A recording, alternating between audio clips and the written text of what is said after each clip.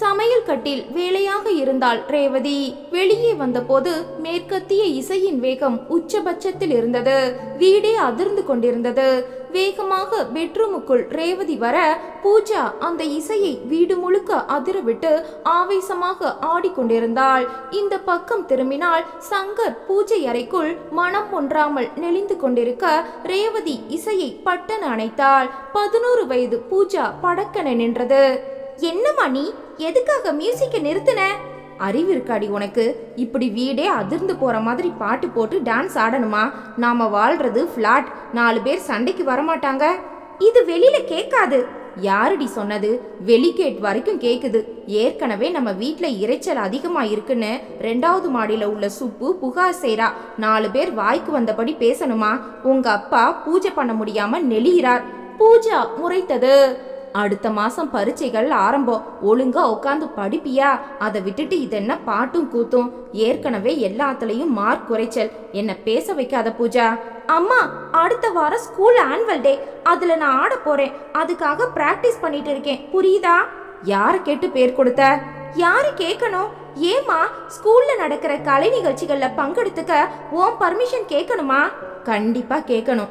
அப்பா அம்மானு வீட்ல எதுக்கு இருக்கும்? தண்டத்துக்கா? சங்கர் பூஜையை முடித்து விட்டு எழுந்து வந்தான். என்ன ரகல கால நேரத்துல? வேற என்ன, உங்க பொண்ணு படுத்துற பாடு தாங்கல. எல்லாம் நீங்க ஓவரா கொடுக்கற செல்லம்தான். பூஜா ஓடி வந்து சங்கரை கட்டி கொள்ள, என்னடா தங்கம், ஸ்கூல்ல கலை நிகழ்ச்சின்னு வரும்போது கலந்துக்கிட்டா தப்பா? நான் நல்ல டான்ஸ் ஆடுறேன். அதுல கலந்துக்கிட்டா பரிசு கிடைக்கும் இல்லையா? அவ கலந்துக்கிட்டுமே ரேவதி, நீ ஏன் தடுக்கிற? சரிதான், பரீட்சைக்கு எப்ப படிக்கிறது? போன டெஸ்ட்ல கணக்குல ஃபெயிலு. நான் போய் பிரின்சிபல் முன்னால தலை குனிஞ்சு நின்னேன். டியூஷன் வச்சு பணத்தை கொட்டி அலறது எதுக்காக? கவனம் முழுக்க இப்படி போனா படிப்பு என்ன ஆகிறது? நீங்க இவ்வளவு கண்டிக்கிறதே இல்ல. சங்கர் பூஜா பக்கம் திரும்பினான். அம்மா சொல்றதும் நியாயம் தானடா. இதெல்லாம் வாழ்க்கைக்கு உதவுமா? ஏன்பா உதவாது? இன்னைக்கு பாட்டு பாடுறவங்க பெரிய இசைக்கலைஞரா உருவாகலையா? நிறைய பேர் டான்ஸ் ஸ்கூல் வச்சு நடத்தலையா? அப்பா, படிப்பு முக்கியம்தான். முடிச்சா உங்களை மாதிரி வேலை கிடைக்கும். சம்பாதிச்சு சராசரியா வாழலாம். அதுல என்னப்பா லாபம்? 10ஓட 11 வாழ எனக்கு விருப்பம் இல்ல. பேரும் புகழும் கிடைக்கணும். நான் தனியா பளிச்சுன்னு தெரியணும். நிறைய சம்பாதிக்கணும். கார் பங்களான்னு பெருசா வாழணும். ஆள் அம்பாரின்னு நாம கண்ணு முழிச்சாலே 10 பேர் காலடியில நிக்கணும். பேச பேச கனவுகளை சுமந்த கண்கள் விரிந்து கொண்டே போக ரேவதி மிரட்சியுடன் கணவர் சங்கரை பார்க்க லயித்து போய் பேசிக் கொண்டிருந்தாள் 11 வயது பூஜா. அழகான பெண் குழந்தை, வயதுக்கு மீறிய வளர்ச்சி, இன்னும் பருவம் அடையவில்லை. நல்ல நிறம், தளதளப்பான உடம்பு, பெரிய கண்கள், சிரித்தால் முத்துக்களை சிந்தும் பளிர் பற்கள், கருமையான அடர்ந்த கூந்தல், அழகின் ஒட்டுமொத்த உருவம். அந்த அடுக்குமாடி குடியிருப்பில் சொல்லாதவர்களே இல்லை. ரேவதி, உன் பொண்ணு தேவதை மாதிரி இருக்கா. கண்ணு பற்ற போகுது. ஓ மகள் உங்க 2 பேர் சாயிலையும் இல்லையே. வேற யார் ஜாட? உங்க குடும்பத்துல யார் இத்தனை அழகு? ஜாக்கிரதை ரேவதி, பெண் குழந்தை, காலம் கெட்டு கிடக்கு. அழகான பெண் குழந்தைக்கு ஆபத்தும் அதிகம். ரேவதி வயிற்றில் நெருப்பை கட்டி கொண்டு வாழ்கிறாள். அழகு மட்டுமல்ல, ஆசையும் சேர்ந்த பெண் பூஜா. சங்கர் தனியார் நிறுவனம் ஒன்றில் அதிகாரி, ரேவதி பள்ளிக்கூடத்தில் டீச்சர். இருவரும் சம்பாதித்து லோன் போட்டு 4 வருடங்களுக்கு முன்பு வாங்கிய பிளாட் இது. இன்னும் கடன் போய் கொண்டிருக்கிறது. தவிர ஒரு பைக், வீட்டுக்கு தேவையான பொருட்கள். மிடில் கிளாஸுக்கு கொஞ்சம் மேலே. பூஜாவின் ஆடம்பர கனவுகளை நிறைவேற்றும் சக்தி இல்லாதவர்கள். பூஜா சாதாரண உடைகளை உடுத்தவே மாட்டாள். துணிக்கடைக்கு போனால் அடம் பிடித்து விலை உயர்ந்த உடைகளைத்தான் வாங்குவாள். அதோடு நிற்க மாட்டாள். அதற்கு தோதான நகைகள், இமிட்டேஷனில் செருப்பு முதற்கொண்டு ஒன்று விடாமல் வாங்குவாள். தவிர மேக்கப் சாதனங்கள். ரேவதிக்கு இதெல்லாம் பிடிக்காது. சங்கர் கண்டிப்பான். விடு, நமக்கு ஒரே குழந்தை, அது ஆசைப்பட்டதை வாங்கி கொடுக்கலன்னா எப்படி? சரிங்க, இத்தனை செலவு வச்சா பட்ஜெட் தாங்குமா? உருப்படி இல்லாத இந்த போலி நகைகள், மேக்கப் சாதனங்கள் எதுக்கு? நாம சினிமாக்காரங்களா? 2 பேருமா சொல்லி புரிய வைக்கலாம் ரேவதி. முடியலைங்க. அவளோட ஆடம்பர ஆசைகளை எப்படி கட்டுப்படுத்துறதுனே தெரியல எனக்கு.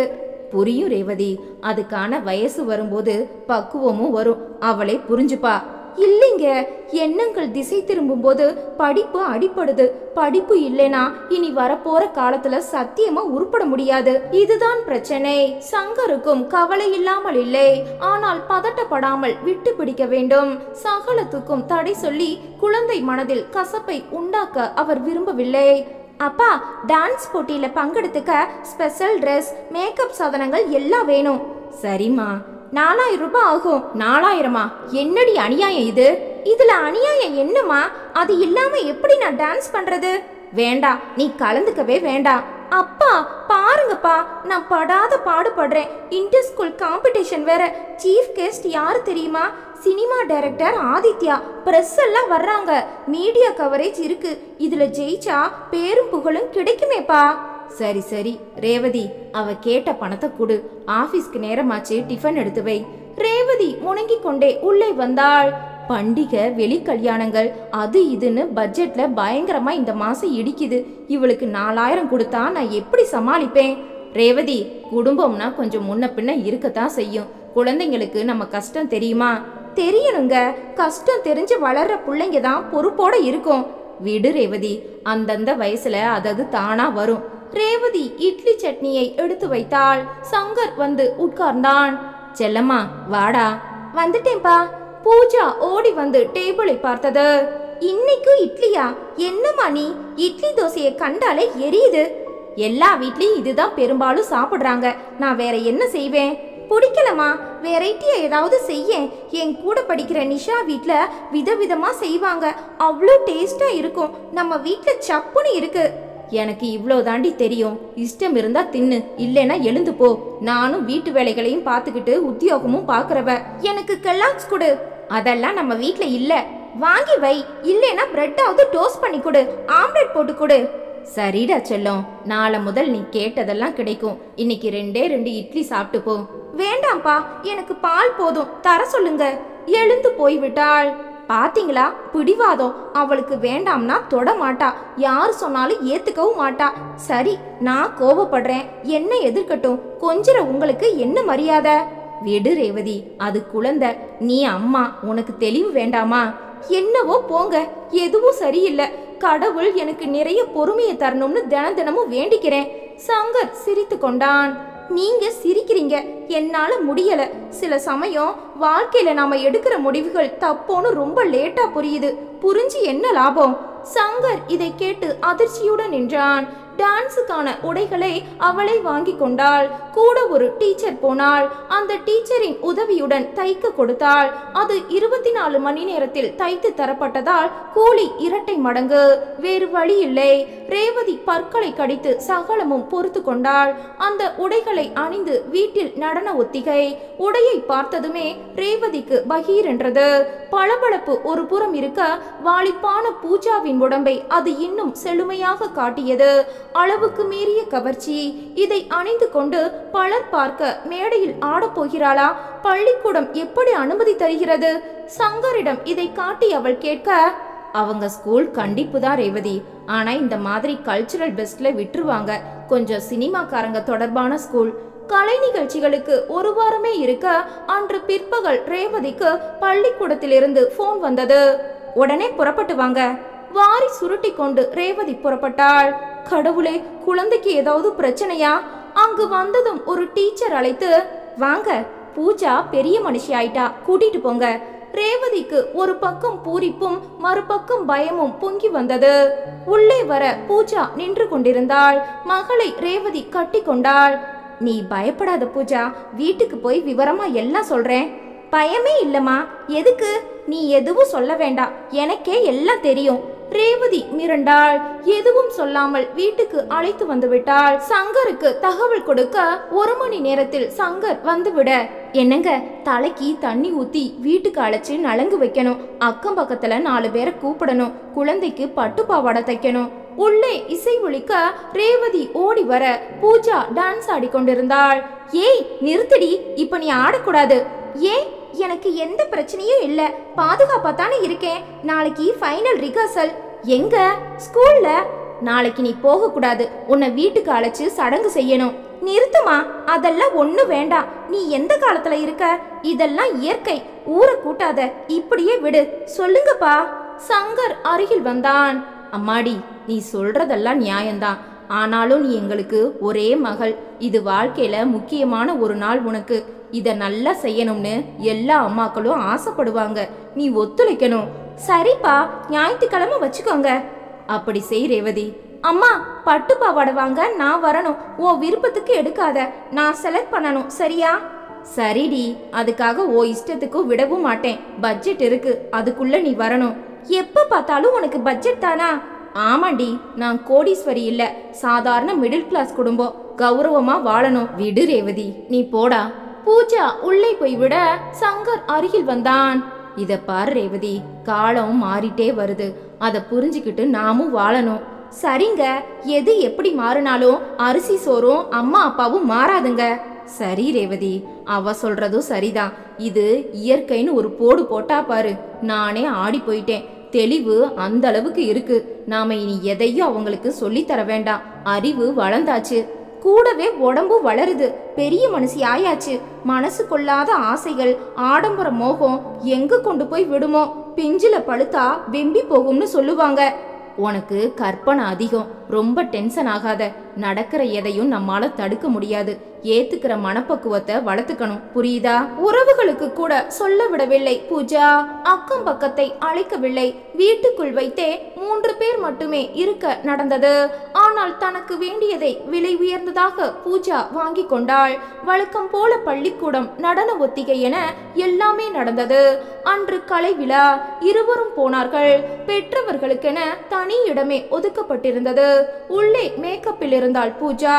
சரியாக 6:30 மணிக்கு அந்த பிரபலமான திரைப்பட இயக்குனர் ஆதித்யா வந்துவிட முதல்வர் வரவேற்று முன் வரிசையில் உட்கார வைக்க வேறு சில உள்ளூர் பிரபலங்களும் வந்துவிட்டார்கள். ஒரு சின்ன வரவேற்பு. அதன் பிறகு கலை நிகழ்ச்சிகள். 3ஆவதாக நடன நிகழ்ச்சி. சோலோ. திரை விலக மேடையில் தோன்றினாள் பூஜா. வண்ண விளக்குகள் ஒளி வீச அவள் நின்ற ஒயிலும் வணக்கம் வைத்த விதமும் படு ஸ்டைலாக இருக்க மாணவர்கள் விசிலடிக்க நடனம் தொடங்கிவிட்டது. உடை படு கவர்ச்சியாக இருந்தது. அதற்கேற்ற உடல் வாளிப்பு, அங்க அசைவுகள், கைத்தட்டல் பிளந்தது. ரேவதிக்கு ஒரு மாதிரி கூச்சமும் பிடுங்கி தின்றது. சங்கருக்கு ஒரு மாதிரியாக இருந்தாலும் கைத்தட்டலும் ரசனையும் பூஜாவின் திறமையும் பெருமைப்பட வைத்தது. நடனம் முடிந்து வணங்கினாள் பூஜா. அரங்கமே கைத்தட்டலால் அதிர்ந்தது. மச்சி, இவ நிச்சயமா சினிமாவுல பெரிய ஆளா வருவாடா. ஒரு குரல் கூட்டத்தை பிளந்து கொண்டு ஒலித்தது. மற்ற நிகழ்ச்சிகள் தொடர்ந்தன. மேடை ஏறினார்கள் பிரபலங்கள்.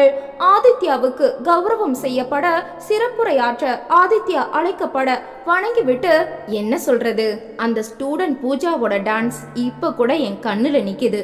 டான்ஸ் மாஸ்டர் சொல்லி கொடுத்து ஏராளமான ரிகர்சல் எடுத்த பிறகு கூட பல ஆர்டிஸ்டுகள் சரியா ஆடுறதில்ல.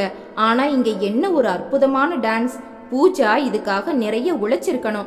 அழகு, திறமை, டெடிகேஷன் எல்லாம் சேர்ந்த இந்த பெண் பெரிய உயரத்தை நிச்சயம் தொடுவா. கைத்தட்டல் பிளந்தது.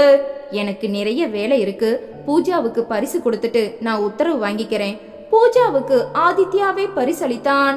மிக நெருக்கத்தில் அவளை அவனது காமிரா கண்கள் துல்லியமாக அளவெடுத்தன.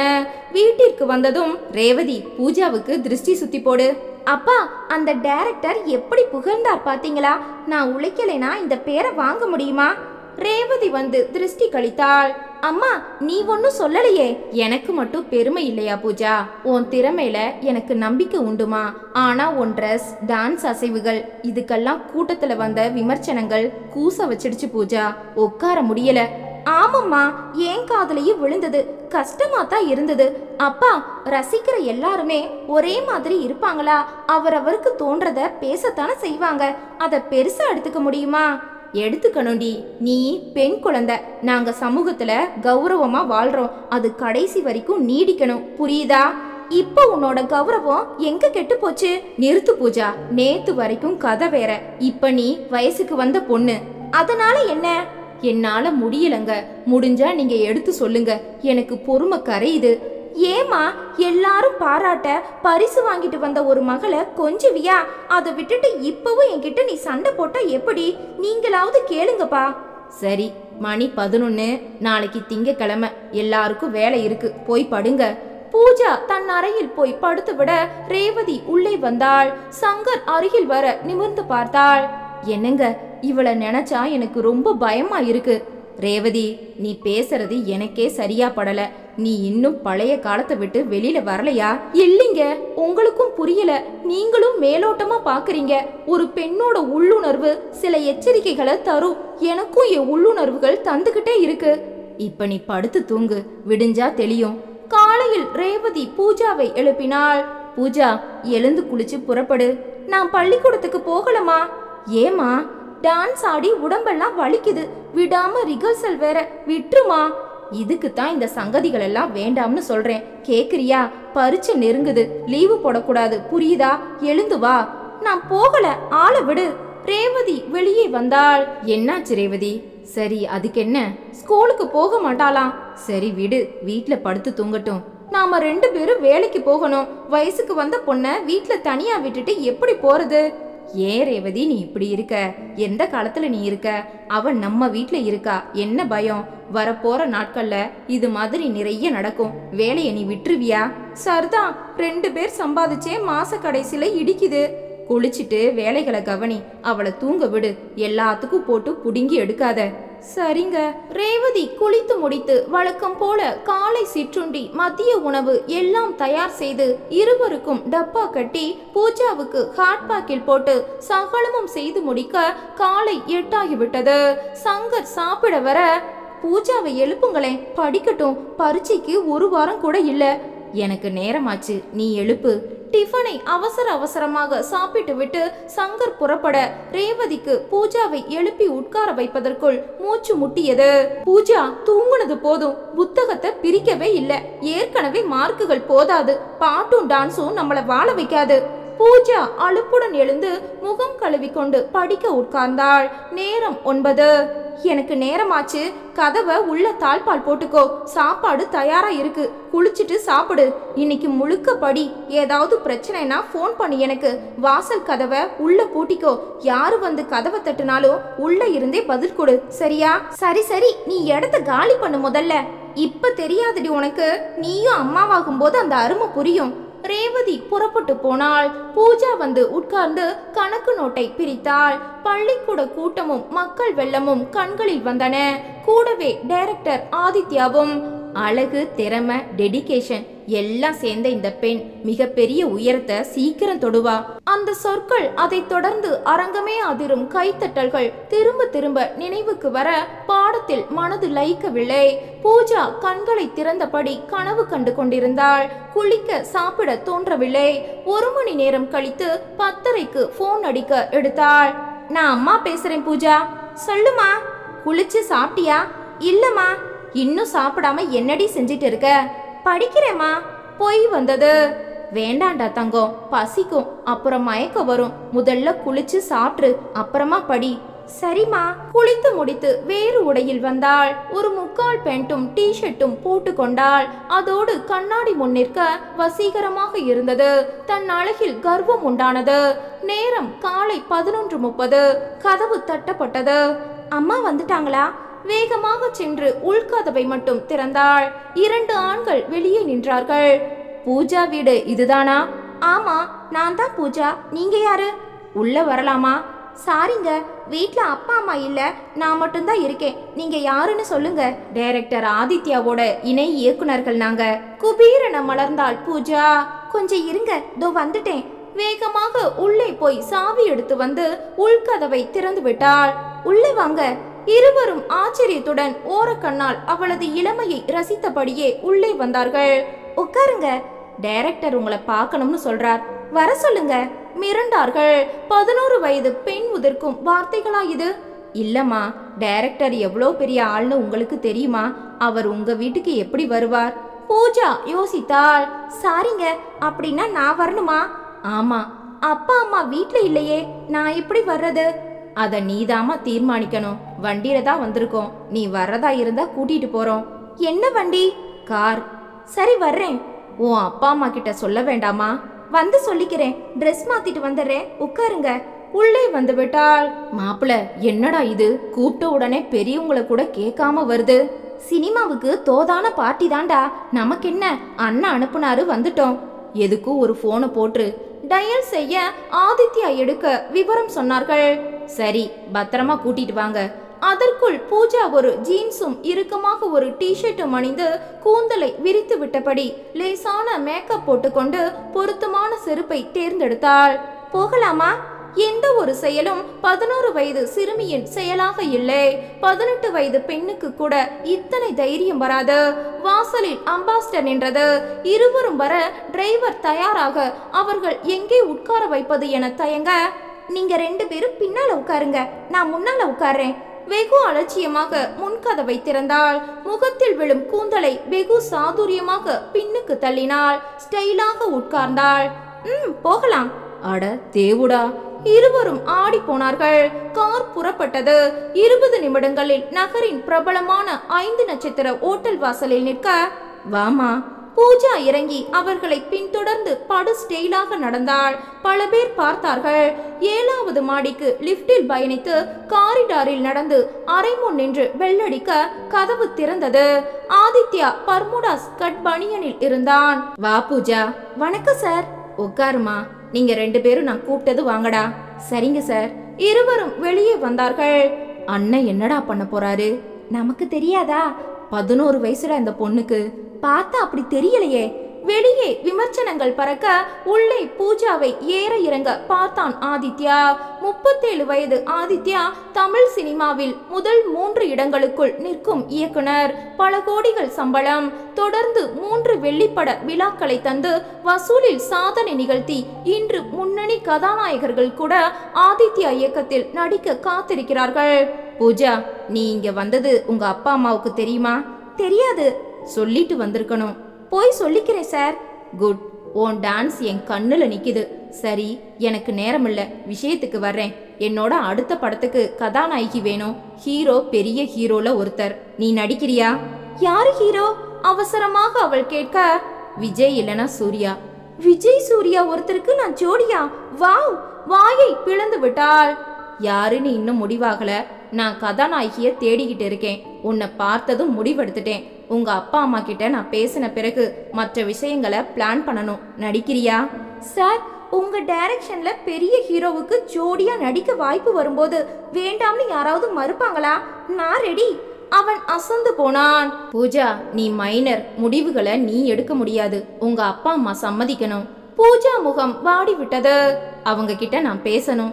சார், அப்பாவை கூட கெஞ்சி கேட்டி சம்மதிக்க வச்சிடலாம். அம்மா ஒரு காலமும் இதுக்கு ஒப்புக்க மாட்டாங்க.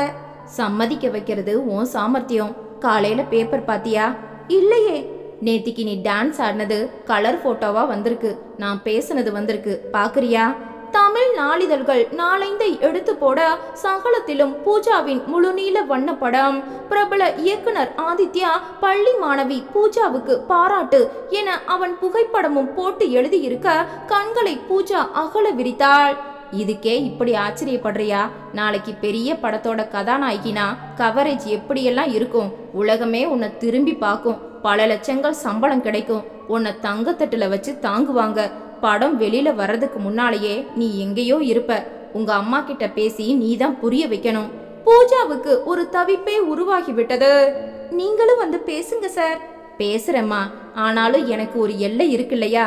பெத்தவங்க தானே முடிவெடுக்கணும். சார், கோபப்படாதீங்க. என்ன சம்பளம் தருவீங்க? எதுக்கு கேக்குற? நாங்க மிடில் கிளாஸ், பணம் பத்தலைன்னு அடிக்கடி அம்மா புலம்புவாங்க. ஆதித்யாவுக்கு சிரிப்பே வந்துவிட்டது. சாதுரியமான பெண்தான், வயசுக்கு மீறின புத்தி. தயாரிப்பாளர் பெரிய ஆள், பெரிய hero. Music A R Rahman. Budget பெருசுதான். உனக்கு 20 லட்சம் வரைக்கும் வாங்கி தரேன். 20 லட்சமா? நிச்சயமா கிடைக்கும். சார், கண்டிப்பா நான் நடிக்கிறேன். அம்மா கிட்ட நீங்களும் பேசுங்க. ஒரு சந்தேகம் சார். சொல்லு. நான் சரியா நடிப்பேனா? அது ஏன் கவலை? நீ ஏன் கவலைப்படுற? ஏதாவது சாப்பிடுறியா? வேண்டாம் சார், வயிறு ரொம்ப இருக்கு. சரி, என் ஃபோன் நம்பரை உனக்கு எழுதி தர்றேன். என்னை நீ காண்டாக்ட் பண்ணு. இல்லைன்னா இந்த செல்போனை நீ வச்சுக்கோ. இதுல என் நம்பர் இருக்கு. போட்டு காண்பித்தான். சரிங்க சார். வீட்டில் போய் பேசு, ஃபோன் பண்ணு. நானும் வர்றேன். சீக்கிரம் படத்தை ஆரம்பிக்கணும். இப்போ மார்ச் மாதம், படம் வர்ற நவம்பருக்கு தீபாவளி ரிலீஸ். ஃபாரின்ல சாங் எடுப்பீங்களா சார்? படம் முழுக்க வெளிநாட்டில் தான் நடக்கும். உனக்கு பாஸ்போர்ட் எல்லாம் வாங்கணும். பூஜா ஒரு மாதிரி கனவில் மிதக்க தொடங்கிவிட்டாள். பெல் அடித்தான். இணை இரண்டும் உள்ளே வந்தது. கொண்டு போய் விட்டுட்டு வாங்க. இருவரும் அவளையும் டைரக்டரையும் மாறி மாறி பார்த்தார்கள். உள்மனம் பேசியது. கிட்டத்தட்ட 1/2 மணி நேரம் ஆச்சுடா. அண்ணன் முடிச்சிருப்பாரோ? ச்சே, என்ன சிந்தனை இது. வாங்கம்மா. இந்த 1 மணி நேரத்திற்குள் ரேவதி வீட்டுக்கு போன் அடித்து எடுக்க யாருமில்லாத காரணத்தால் ரேவதி 7-8 முறை அடித்து மிரண்டு போய் பள்ளியில் லீவு கேட்டு பரபரவன புறப்பட்டு விட்டாள். ஆட்டோ பிடித்தாள். தூங்குறாளா? திரும்பவும் போன் அடிச்சது காதுல விழலையா? என்ன இது? தனியா விட்டுட்டு போக பயந்தேன். இப்பதான் பெரிய மனுஷி ஆகியிருக்கா. கடவுளே. ஆட்டோ வீட்டு வாசலில் நிற்க தன் பிளாட்டுக்கு ரேவதி வர அது பூட்டி இருந்தது. ஏன் பூட்டி இருக்கு? ஒருவேளை ஸ்கூலுக்கு போயிட்டாலோ? லேட்டா போனா ஸ்கூல்ல விட மாட்டாங்களே. கண்டிப்பாச்சே. கீழே வந்தாள். வாட்ச்மேன், பாப்பா வெளியில போனாளா? ஆமாங்க. பள்ளிக்கூடத்துக்கா? இல்லைங்கம்மா, ஒரு அம்பாஸ்டர் கார் வந்தது. 2 பேர் வந்தாங்க. தாடி வச்சுக்கிட்டு இருந்தாங்க. பாப்பா அவங்க கூட போச்சு. என்னது, அம்பாஸ்டர் காரா? பாப்பாவை யாராவது மிரட்டி கூட்டிட்டு போனாங்களா? நீங்க ஏன் வெளியாட்களை அனுமதிக்கிறீங்க? அவங்க யாரு? தெரியலம்மா, நான் டீ குடிக்க போயிருந்தேன். கடவுளே, கார்ல தாடிக்காரங்க கூட போனாளா? நான் என்ன செய்வேன்? அவசரமாக சங்கருக்கு டயல் செய்தாள். சுருக்கமாக ரேவதி விவரம் சொல்ல சங்கர் பதறிவிட்டான். அடுத்த கட்ட நடவடிக்கை என்னவென்று ரேவதி வேகமாக யோசிக்க தொடங்கினாள். 10 நிமிடங்களில் வாசலில் அம்பாஸ்டர் வந்து நிற்க தாடிக்காரர்களுடன் பூஜா இறங்கினாள். அவர்களுக்கு கையசைத்தாள். அம்மா, நீ எப்ப வந்த? யாரடி அவங்க? நீ எங்க போன? உள்ள வா, நிறைய நல்ல தகவல்கள் இருக்கு. என்னடி சொல்ற? ரேவதி வந்து கதவை சாத்த பூஜா முகம் முழுக்க வெளிச்சம். டைரக்டர் ஆதித்யா இவங்க 2 பேரையும் அனுப்பி என்னை கூட்டிட்டு வர சொன்னாரு. 5 ஸ்டார் ஹோட்டல்ல தங்கி இருக்காரு. அங்கதான் போயிட்டு வரேன். ரேவதி பேசவில்லை. அவரோட அடுத்த படத்துல கதாநாயகியா நடிக்க என்னை கூப்பிடுறார். இது கூட ஆச்சரியம் இல்ல. அடுத்த தகவலை கேட்டா நீ மயங்கி விழுவ. விஜய், சூர்யா இவங்க 2 பேர்ல ஒருத்தர் ஹீரோ. படம் முழுக்க வெளிநாட்டுல எடுக்க போறாங்களாம். பெல் அடிக்க ரேவதி திறந்தாள். சங்கர் உள்ளே நுழைந்தான். குழந்தை வந்துட்டாளா? எங்க போயிருந்தாளாம்? அப்பா, பயப்படாதீங்க, எல்லாம் நான் சொல்றேன். மறுபடியும் சகலத்தையும் ஒப்பித்தாள். அப்பா, என் சம்பளம் என்ன தெரியுமா? 20 லட்சம். டைரக்டர் செல்போன் கூட கொடுத்திருக்கார். இருவரும் பேசவில்லை. என்னம்மா பேசல? ரேவதி மகளை நெருங்கி ஏற இறங்க பார்த்தாள். பளீரென அறைந்தாள். பூஜா விக்கித்து போனாள். இப்ப ஏமா அடிக்கிற? என்ன? ஒரு அடி போதாதடி, கொல்லணும் உன்ன. என்னங்க, ஏன் பார்த்துட்டு சும்மா இருக்கீங்க? 4 சாத்து சாத்தி உள்ள தள்ளுங்க. அப்படி நான் என்னம்மா தப்பு செஞ்சேன்? ஏண்டி, எவனுங்களோ வந்து கூப்பிட்டா உடனே போயிடுவியா? அதுவும் ஸ்டார் ஹோட்டலுக்கு போயிருக்க. என்கிட்ட போன் பண்ணி அனுமதி கேட்டியா? பூஜா கன்னத்தை பிடித்தபடி நிற்க, என்னங்க, இவளுக்கு சம்பளம் பேசி செல்போன் கொடுத்து என்ன இதெல்லாம்? இவ மைனர், 11 வயசு தான் ஆச்சு. பெத்தவங்களை கேட்காம அந்த ஆள் தான் இஷ்டத்துக்கு செயல்பட்டிருக்கான். இதை விடக்கூடாது. நிறுத்துமா. அவர் உன்கிட்ட முறையா வந்து பேசி சம்மதம் வாங்குறேன்னு தான் சொன்னார். சம்பளம் எவ்வளவு தருவீங்கன்னு நான் கேட்டப்ப 20 லட்சம்னு சொன்னார். ஓ, சம்பளம் பேசுனதே நீயா? ரேவதி மறுபடியும் பாய்ந்து அடித்தாள். கூச்சலிட்டாள். ரேவதி, இரு. நீயே கூச்சல் போட்டு 4 பேரை கூட்ட போறியா? வாய மூடு. இப்ப கூட என்னதான் திட்டுவீங்களா? உங்க பொண்ணு செஞ்சது நியாயமா? உளராத. அது குழந்தை. உடம்புதான் வளர்ந்துருக்கு, மனசு வளரல. அதனால தாங்க நான் பயப்படுறேன். போது ரேவதி, இனி நான் பேசிக்கிறேன். நீ கொஞ்சம் அடங்கு. அம்மா படுற வேதனை ஆம்பளைக்கு புரியாது. நான் அப்பாடி. உன்னை விட எனக்கு என் மகள் மேல அக்கறை உண்டு. செல்லம்மா, இப்படி வா. அப்பா, பேரு புகழ் எல்லாம் வேணும் தான். ஆனா இப்ப வேண்டாம். இது படிக்கிற வயசுமா. நீ சின்ன குழந்தை. உனக்கு வேண்டியதை நாங்க செய்வோம். என்னப்பா பேசுறீங்க? 20 லட்சத்தை உங்களால எனக்கு தர முடியுமா? சங்கரை ஏவுகணையாக வந்து தாக்கியது இந்த கேள்வி. உடம்பை ஒரு உலுக்கு உலுக்கி விட்டது. ஒரு சின்ன சாதாரண கேள்விதான். ஆனால் உள்ளே இருந்த அர்த்தங்கள் சங்கரை தலைகீழாக புரட்டி போட்டு விட்டது. பட்பட்டென கைத்தட்டினாள் ரேவதி. போதுமா? ஒரு கேள்வியில உங்களை ஊமையாக்கிட்டாளா? இவளா குழந்தை? என்ன பதில் சொல்ல போறீங்க? ரேவதி சீர சங்கர் பூஜாவின் முகத்தையே பார்த்தான். அம்மாவை அவள் பார்க்கும் பார்வை, அதில் தெரிக்கும் கசப்பு, குரோதம், வெறுப்பு. Revathi, will you please keep quiet? என்னங்க? பேசாதன்னு சொல்றேன். நீ கேட்க மாட்டேன்னா நான் வெளியில போயிடுவேன். பூஜா பக்கம் திரும்பினான். நீ உள்ள போ, இஷ்டம் இருந்தா படி, அந்த செல்போனை இப்படி கொடு. தந்தாள். ரேவதி மாடிக்கு வா, கதவை உள்ள சாத்து. ரேவதி சங்கரை பின்தொடர்ந்தாள். என்னங்க இது, உங்களுக்கு என்னாச்சு? என்னையே கோவப்படுறீங்க? என் பயம் உங்களுக்கு புரியலையா? நல்லா புரியுது. ஆனா அந்த டைரக்டர் மாதிரி பெரிய மனுஷனால யாரையும் விலைக்கு வாங்க முடியும். நீயும் நானும் மோதனா இழப்பும் துக்கமும் நமக்கு தான். அதை நீ புரிஞ்சுக்கோ. பயப்படுறீங்களா? அதுல தப்பு இல்ல ரேவதி. பணபலம், படைபலம், செல்வாக்கு இல்லாதவங்க பயந்துதான் ஆகணும். அதுக்காக இவளை நடிக்க விட்டுறலாமா? அப்படி நான் சொல்லல. முள்ளுல துணி விழுந்த மாதிரி ஒரு சூழ்நிலை உருவாயாச்சு. அதை நாம தான் பக்குவமா எடுக்கணும். துணி நம்மதாச்சே. மாலை 7 மணிக்கு சங்கர் கையிலிருந்த ஆதித்யா தந்த செல்போன் ஒலிக்க சங்கர் எடுத்தான். பூஜா, நான் ஆதித்யா பேசுறேன். நான் பூஜாவோட அப்பா சங்கர் பேசுறேன். வணக்கம் சார். நானே உங்களை எப்படி அப்ரோச் பண்றதுன்னு கேட்கத்தான் ஃபோன் பண்ணினேன். நீங்களே எடுத்துட்டீங்க. பூஜா எல்லாம் சொன்னாளா? சொல்லிட்டா. நான் உங்களை சந்திக்கணும். எதுக்கு? நானே உங்க வீட்டுக்கு வர்றேன். வேண்டாம், நான் வர்றேன். இப்பவே உங்களை நான் சந்திக்க முடியுமா மிஸ்டர் ஆதித்யா? சாரி சார், என்னோட புது படத்துக்கான மியூசிக் விஷயமா ஏஆர் ரஹ்மான் கிட்ட பேசணும். கிளம்பிட்டே இருக்கேன். நாளைக்கு காலையில 10 மணிக்கு தாஜ் ஹோட்டலுக்கு வர்றீங்களா? Okay mister Aditya. பேசி முடித்து சங்கர் திரும்ப ரேவதி நின்றாள். இத பாருங்க, நீங்க நாளைக்கு போய் செல்போனையும் திருப்பி கொடுத்துட்டு அவ நடிக்க வரமாட்டான்னு தெளிவா சொல்லிட்டு வந்துருங்க. நீ இப்ப கூச்சல் போடாத. பூஜா காதுல விழ வேண்டாம். சரிங்க. அவகிட்ட கோவப்படாத. படிப்படியா தான் அவ மனப்போக்க மாத்தணும். ரேவதி அழுதாள். எதுக்கு ரேவதி இப்ப அலற? ரொம்ப பயமா இருக்குங்க. மனுஷனோட வாழ்க்கை எங்க எப்ப எப்படி மாறுதுன்னு சத்தியமா புரியலைங்க. எதுவும் மாறல.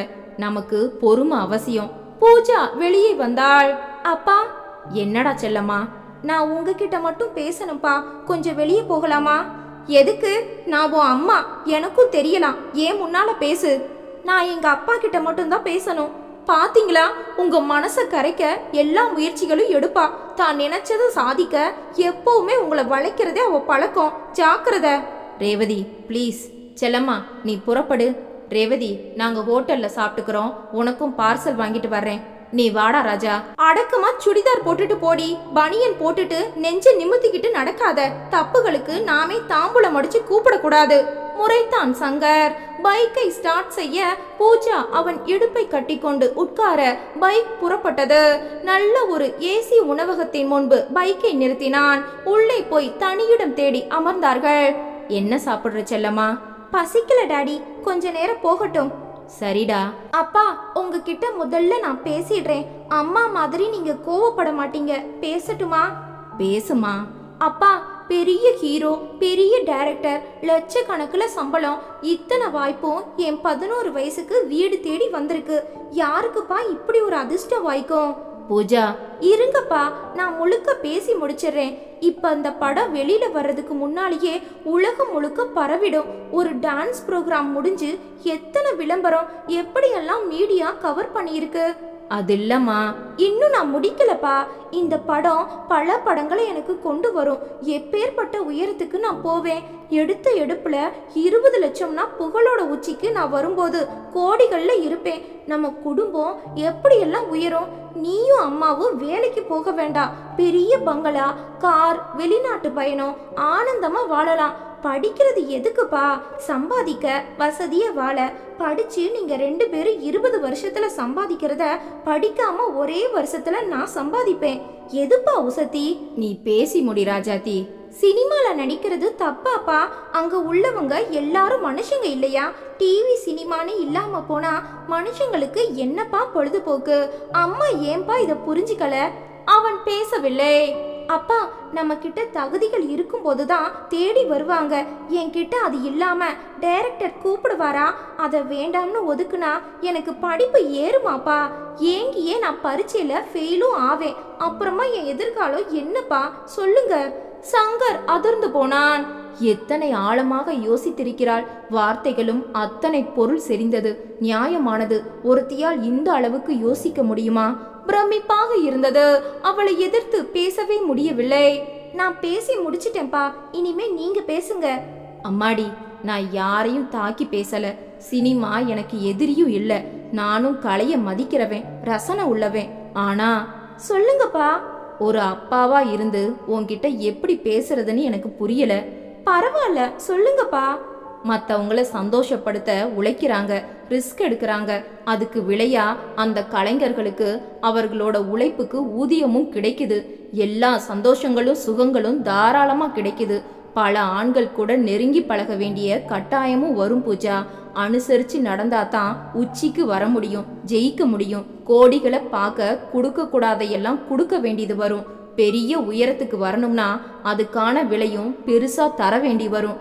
இலவசமா இந்த உலகத்துல எதுவும் கிடைக்காது கண்ணம்மா. நாம கொடுத்த விலை நமக்கே புரியாது. புரியும் போது கொடுத்ததெல்லாம் திரும்ப வராது. இதுக்கு மேல உனக்கு எப்படி சொல்றதுன்னு எனக்கே புரியல. அவன் சங்கடமாக நெளிந்தான். அப்பா, நம்ம 5வது மாடியில இருக்கிற சொப்னா ஆண்டி 6 மாசம் முன்னால என்ன செஞ்சாங்க? பூஜா, என்ன மாதிரி ஒரு பெண்ணையும் 7 வயசு பையனையும் அந்த அங்கிளையும் விட்டுட்டு ஓடி போகல? அவங்க என்ன சினிமாக்காரங்களா? ஆர்த்தடாக்ஸ் குடும்பம் தானே? இந்த கேள்வி சங்கரை ஒரு உலுக்கு உலுக்கியது. அப்பா, நல்லதும் கெட்டதும் எல்லா இடத்துலயும் இருக்கு. சினிமா வெளியில தெரியுது, அதனால எல்லாருக்கும் எட்டுது. வீடுகள்ல நடக்கிறது யாருக்கும் அத்தனை சீக்கிரமா வெளியில வர்றதில்ல. சரிம்மா, மற்றவங்கள பத்தி நானும் அம்மாவும் எதுக்கு கவலைப்படணும்? எங்க மகள் நல்லா இருக்கணும்னு நாங்க நினைச்சா அது தப்பா? தப்பு இல்லப்பா. நான் மட்டும் இல்ல, நீங்களும் உச்சிக்கு வருவீங்க. உங்களுக்கு வயசானா நான் தானே பாத்துக்கணும். பூஜா, அப்பா, என் வாழ்க்கையில விபரீதங்கள் நிகழணும்னு எழுதி இருந்தா நான் எங்க இருந்தாலும் அது நடக்கும். உங்க 2 பேரால அதை தடுக்க முடியாது. என் மனசு போல விட்டுட்டா உங்ககிட்ட உள்ள பாசமாவது நிலைச்சு நிக்கும். யோசனை பண்ணுங்கப்பா. சங்கர் ஒரு மாதிரி ஆகிவிட்டான். இத்தனை புத்திசாலியாக ஒரு சின்ன பெண் இருக்க முடியுமா? எப்பேற்பட்ட தெளிவு! என்ன ஒரு ஆராய்ச்சி! நான் என்ன பேசினாலும் இவளிடம் தோற்றுத்தான் போவேன். என்னப்பா பேசல? பேச முடியலமா. ஒரே ஒரு கேள்விதான். உனக்கு பிடிச்சிருக்கு, நியாயம். எங்களுக்கு சுத்தமா பிடிக்கல. நீ மீறிட்டு போவியா செல்லம்மா? அப்பா, என்னை மன்னிச்சிடுங்க. என் வாழ்க்கை எனக்கு தான் முதல்ல பிடிக்கணும். ஒவ்வொரு மனுஷனும் தன்னைத்தான் முதல்ல நேசிக்கணும், தனக்காக வாழணும். அதுதானே நிஜம். மத்ததெல்லாம் வேஷம் தானப்பா. சங்கர் எழுந்து விட்டான். வீடு திரும்பியதும் பூஜா போய் படுத்து விட்டாள். ரேவதி கணவனிடம் வந்தாள். என்ன சொன்னா? ஒரு வார்த்தையில சொல்ல முடியாது ரேவதி. நிறைய பேசுனா. 11 வயசு பொண்ணு மாதிரி இல்ல. நிறைய தெளிவும் பக்குவமும் தான் எதிர்காலத்தை தேர்ந்தெடுத்துக்கிற தைரியமும் அவகிட்ட ஏராளமா இருக்கு. அப்படின்னா சினிமால நடிக்க போவேன்னு பிடிவாதம் பிடிக்கிறாளா? சங்கர் பேசவில்லை. உங்களுக்கு வெக்கமா இல்ல? நம்ம மகள் சினிமால நடிக்க போனா கோடிக்கணக்கான பணம் கொண்டு வருவா. அதுல காரும் பங்களாவும் நகை நட்டும் கரன்சியுமா வாழலாம்னு உங்களுக்கும் பேராசை வந்துடுச்சா? அப்புறமா உலகம் உங்களை அவளுக்கு அப்பான்னு சொல்லாது, மாமான்னு சொல்லும். பலாரென அறைந்தான் சங்கர். ரேவதி நிலை குலைந்து போனாள். நிறுத்திடி, என்ன பேசிட்டே போற? நானா பணத்தாசை பிடிச்சவன்? சொல்லுடி. 9 வருஷம் முன்னால உனக்கு ஏற்பட்ட ஏக்கத்துக்காக எனக்கு விருப்பமில்லாத செயலை நான் செஞ்சேன். உனக்கு நீ நினைச்சது நடக்கணும். உன் கண்ணீரை கண்டு நொந்துதான எல்லாரையும் பகைச்சுக்கிட்டு அதுக்கு சம்மதிச்சேன். என்னையாடி மாமான்னு சொல்ற? எனக்கு இது வேணும் தான். தாழ முடியாமல் தலையில் அடித்து கொண்டான். அவனது இறைச்சலை கேட்டு பூஜா வெளியே வந்து விட்டாள். அப்பா, என்னாச்சு? என்ன ஆகணும் இனி? என் மேல உங்க அப்பாவோட விரல் கூட பட்டதில்ல. இன்னைக்கு கை நீட்டி அடிச்சிட்டாரு. காரணம் நீ. அப்பா, எதுக்காக அம்மாவை அடிச்ச? அவ என்ன பேசினா தெரியுமா? என்ன சொன்னாங்க? நான் பட்டன நிறுத்தி கொண்டான். பால்வடியும் அந்த முகத்தை பார்த்த போது தப்பான விமர்சனம் செய்ய கூசியது. சொல்லுப்பா. விடுமா, நீ உள்ள போ. இத பாருடி, நாங்க நிம்மதியா இருக்கணும்னு நினைச்சா உன் முடிவை மாத்திக்கோ. பூஜா பதிலே சொல்லாமல் இருவரையும் மாறி மாறி பார்த்தாள்.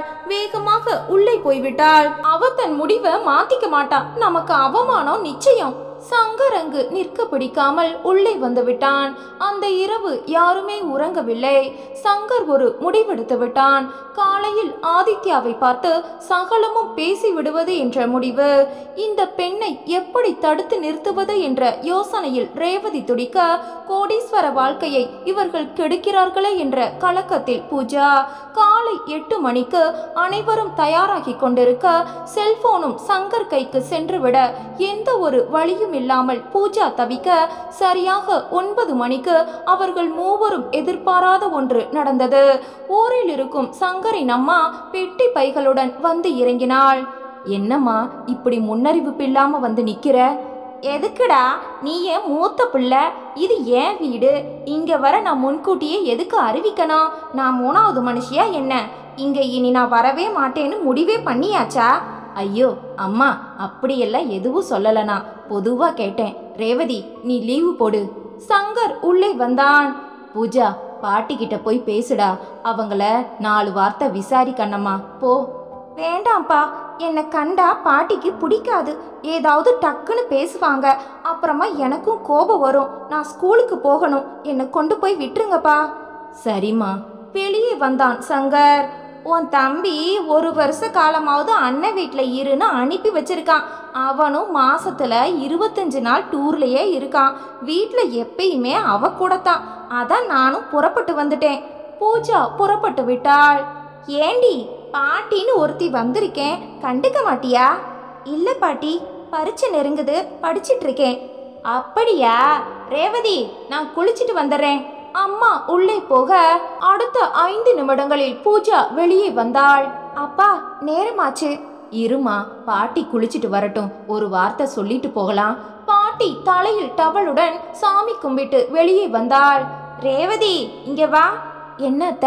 குழந்தை நல்லா வளர்ந்துட்டா, எந்த நேரமும் உட்காரலாம், ஜாக்கிரதையா இரு. அவ போன வாரம்தான் பெரிய மனுஷியானா. எனது? விசுக்கன எழுந்து விட்டாள் அம்மா. ஏண்டி, வீட்டில் பெரியவன்னு நான் ஒருத்தி இருக்கேன், ஒரு தகவல் கூடவா சொல்ல மாட்டீங்க? என்னை ஒதுக்கியே வச்சிட்டீங்களா? சங்கர் குறுக்கே புகுந்தான். அம்மா, இப்பெல்லாம் இதை யாரும் பெருசுபடுத்துறதில்ல, யாருக்கும் சொல்லல, யாரையும் கூப்பிடலம்மா. நாங்க 3 பேரும் வீட்டோட முடிச்சிட்டோம். அப்பா, எனக்கு நேரமாச்சு. வந்துட்டம்மா. அம்மா, இவளை விட்டுட்டு நானும் ஆஃபீஸ்க்கு போறேன், நீ சாப்பிட்டு நல்லா ரெஸ்ட் எடு, சாயங்காலம் பேசிக்கலாம். சரிப்பா. இருவரும் வேகமாக நடக்க, ஏண்டி, போயிட்டு வரேன் பாட்டின்னு ஒரு வார்த்தை சொல்ல மாட்டியா? வரேன் பாட்டி. பூஜா பைக்கில் ஏறிவிட சங்கர் வண்டியை எடுத்தான். தெருக்கோடி வருவதற்குள், அப்பா, ஐடி கார்டை மறந்துட்டேன். என்னம்மா நீ, இதையெல்லாம் பார்க்க மாட்டியா? வண்டியை திருப்பினான் சங்கர். வாசலில் இறக்கி விட்டான். நான் உள்ள வரல, நீ போய் எடுத்துட்டு வா. பூஜா வேகமாக உள்ளே போனாள். சங்கர் காத்திருந்தான். 10 நிமிடங்களுக்கு மேலாகிவிட்டது. என்ன பண்றா இந்த பொண்ணு? ஐடி கார்டை எடுக்க இத்தனை நேரமா? வண்டியை ஸ்டாண்ட் போட்டுவிட்டு படியேற பூஜா வெளியே வந்து கொண்டிருந்தாள். ஏம்மா லேட்டு? போகலாம்ப்பா. ஏன் முகம் ஒரு மாதிரியா இருக்கு? அம்மா படக்குன்னு ஏதாவது சொன்னாலா, இல்ல பாட்டியா? இல்லப்பா, போகலாம். பூஜாவின் முகம் நிச்சயமாக சரியில்லை. சங்கர் வண்டியை எடுத்தான். பள்ளிக்கூடத்தில் இறக்கிவிட்டான். என்ன பூஜா? வாயை திறந்தால் பூஜா அழுது விடுவாளோ என்ற நிலை இருந்தது. மணி அடித்தது. உள்ளே ஓடிவிட்டாள். சங்கர் பெருமூச்சு விட்டான். இந்த அம்மா வந்தாலே குழந்தைக்கு நிம்மதி போய்விடும். அதன் சந்தோஷத்தை அம்மா கெடுத்து விடுவாள். கடவுளே, இப்போது நடக்கும் போராட்டம் அம்மாவுக்கு தெரிந்தால் பிரளயமே வீட்டில் நிகழும். நான் என்ன செய்ய போகிறேன்? ஒரு மாதிரி தவிப்பாக இருந்தது. நேரம் 9:45. சங்கரின் போன் அடிக்க எடுத்தான். சார், நான் ஆதித்யா பேசுறேன், உங்களுக்காக காத்துக்கிட்டு இருக்கேன், நீங்க வரலாம். இதோ வந்துட்டே இருக்கேன் சார். சங்கர் ஆபீஸுக்கு லீவு சொல்லிவிட்டு நேராக நட்சத்திர ஓட்டலுக்கு வண்டியை விட நேற்று இரவே பார்த்த ஒத்திகை மனத்திரையில் ஓடியது. வண்டி நட்சத்திர ஓட்டலுக்குள் நுழைய ரிசப்ஷனில் விசாரித்து லிப்ட் மூலம் உயர்ந்து அரைவாசலில் மணியை அழுத்த ஆதித்யா திறந்தார். சங்கர், பூஜாவோட அப்பா. உங்களுக்காகத்தான் காத்துக்கிட்டு இருக்கேன் சார், உள்ள வாங்க. சங்கர் நுழைய கதை விவாதத்தில் இருந்த 4-5 உதவியாளர்கள் எழுந்து நின்றார்கள். உட்காருங்க சார். சங்கர் உட்கார ஆதித்யா திரும்பி பார்க்க மற்றவர்கள் அறையை விட்டு வெளியேற கதவு சாத்தப்பட்டது. சார், நான் உங்ககிட்ட மனசு விட்டு பேச வந்திருக்கேன். தாராளமா நீங்க பேசணும், பேசித்தான் ஆகணும். இதுல பலவந்தம் எதுவும் இல்லை சங்கர். அழகான பெண், வயசுக்கு மீறின வளர்ச்சி, புத்தி.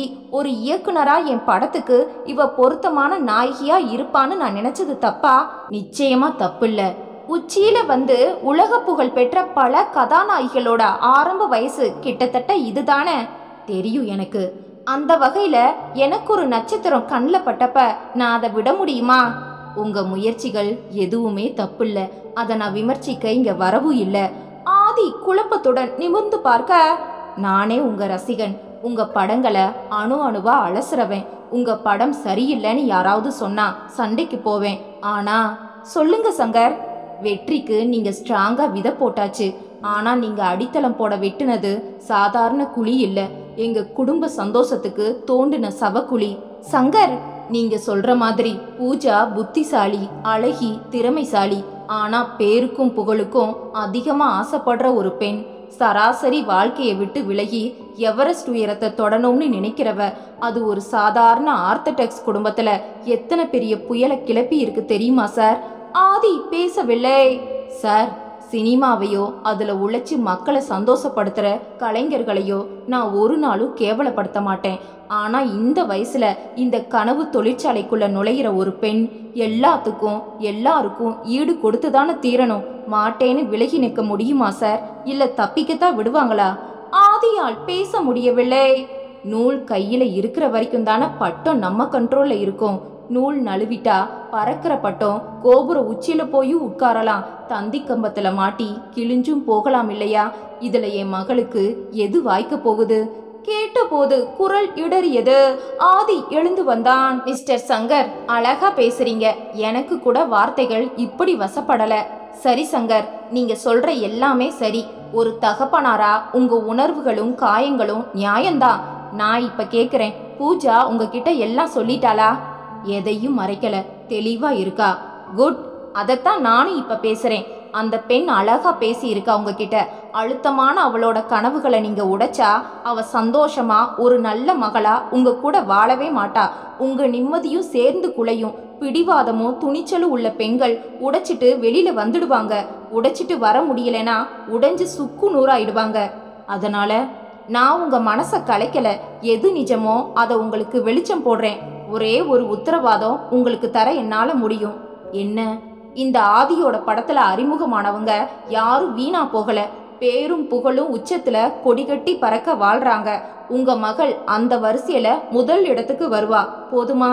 நீங்க பூஜா கிட்ட பேசுங்க. உங்க பேச்சுக்கு அவ கட்டுப்பட்டு இங்க வரலனா நான் வருத்தப்படல. வந்துட்டா நீங்க வருத்தப்பட வேண்டாம், சரியா? அழகான பேச்சு. இந்த அறிவுரையும் தெளிவும் தான் இவனை உலக அரங்கில் ஒளிவீச செய்திருக்கிறது. சங்கர் எழுந்தான், கை கூப்பினான். வெளியே வந்தபோது மனதிற்குள் ஒரு மாதிரி அலை வீசி கொண்டிருந்தது. உள்ளுணர்வில் ஒரு கொந்தளிப்பும் கூடி போயிருந்தது. எல்லாருமே தன்னை நியாயப்படுத்திக் கொள்ள ஏதோ ஒரு விதத்தில் போராடத்தான் செய்கிறார்கள்.